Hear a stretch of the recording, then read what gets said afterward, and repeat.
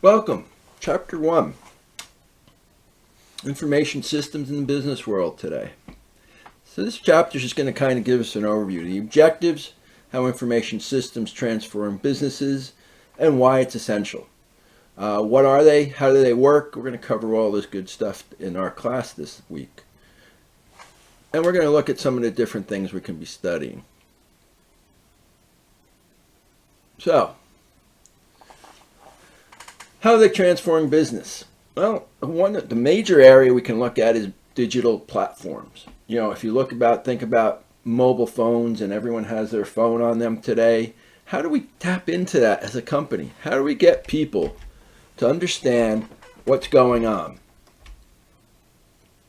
And I think that's what we need to start looking at, is how do we get people to say, hey, this is what's happening, this is what we're going to be doing, and how do we use that technology? Because technology is constantly changing, and we need to look at this.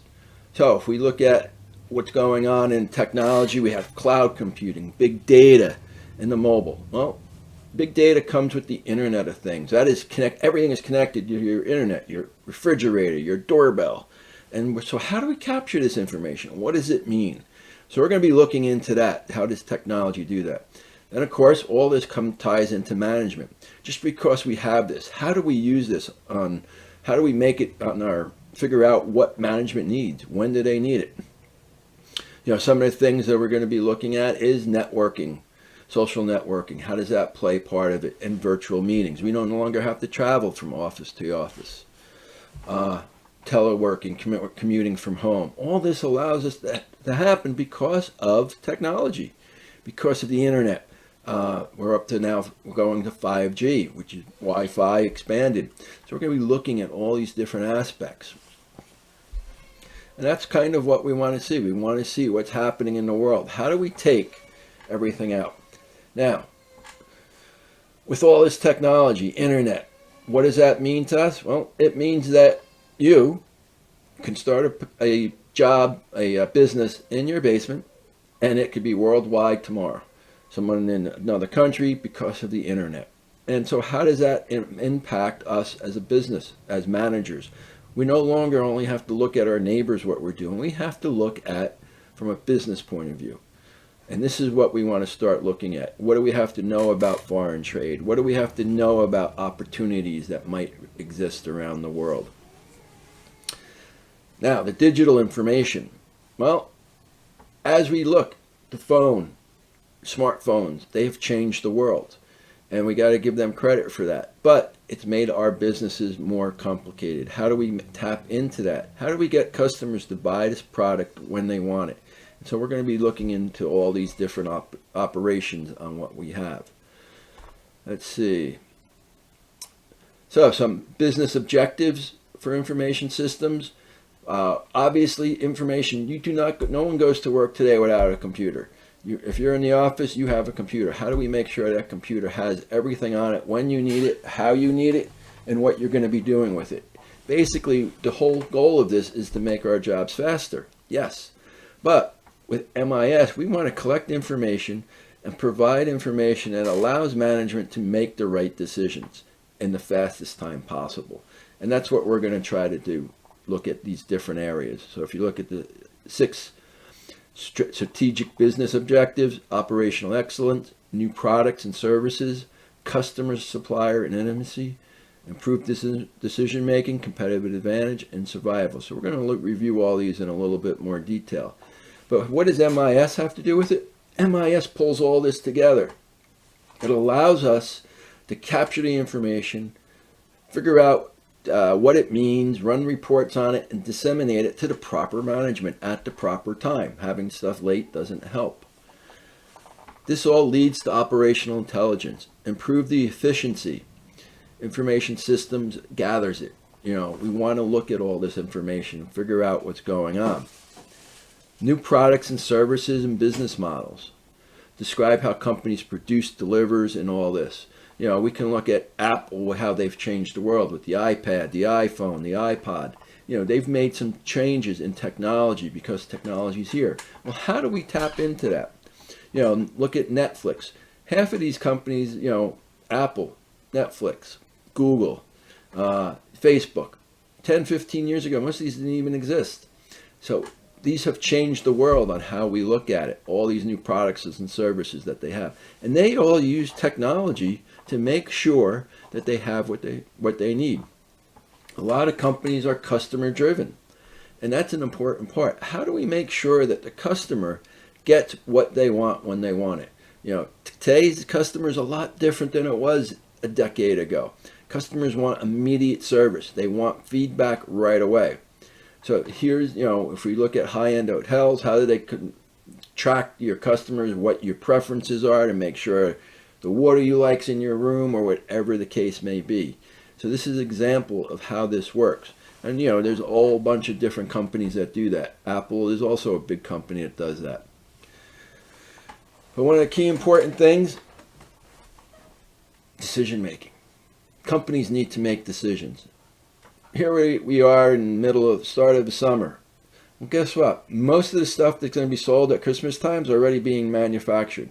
How much of that are we going to make? We don't want to overproduce it. Whether we have products we're not going to sell, we don't want to unproduce it, because then we're going to be looking at stuff we want to sell that we could have sold.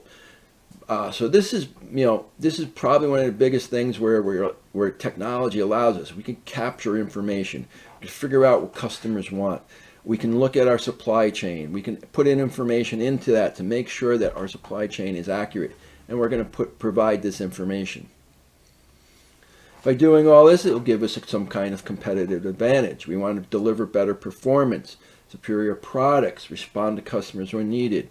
You know, Apple is a perfect example of that. Walmart allows to make sure that its customers has the products when they need it. And UPS, can't you send a truck out? You know exactly where your package is. Well, this is all allows us to track that information through technology.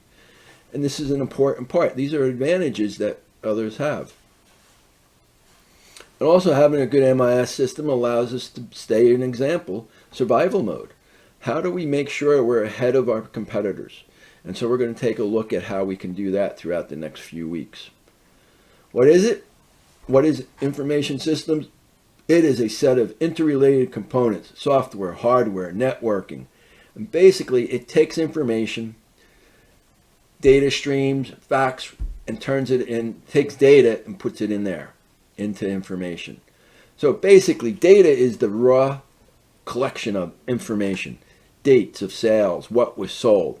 Information system turns that in, stores it, manipulates it, and generates reports, which is information. So data becomes information. And I think that is the key part. And we have something called, you know, whether we look at Facebook, everything you put on Facebook is being used. It is being captured and sold to someone, because that's how they make their money. And then we're going to look at how all this comes together.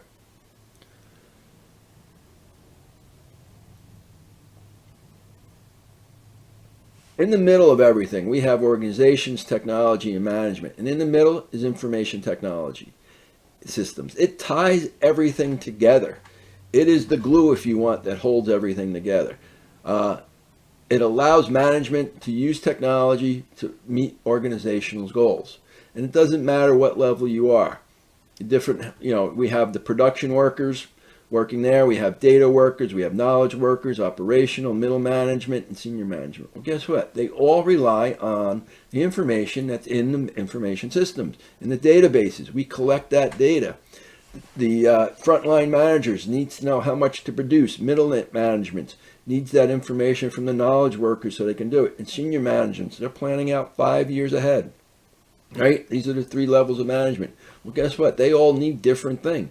But it all comes from the same group of data that we collected. And that's that TPS, transactional processing data we learned about. Mentions of it, separate business functions. You know, we can have all these different areas, sales, human resources, finance, and accounting. But basically it all goes into one major system. And we link all this together with computer hardware and software, data management technologies, internet, intranet, extranet, World Wide Web. We're going to be talking in more depth all these technologies that are used that puts information together. All right. So that's pretty much what Chapter 1's about. It's an overview of everything that we're going to be working on. And that's really what it is. Chapter 2 will get into a little more depth. So each week, please take a look at the reading. Please read the books. You'll have 2 discussion questions, depending on, unless you have a test that week, and a paper usually every week. As usual, you can always contact me any time. Have a wonderful day, and remember to smile.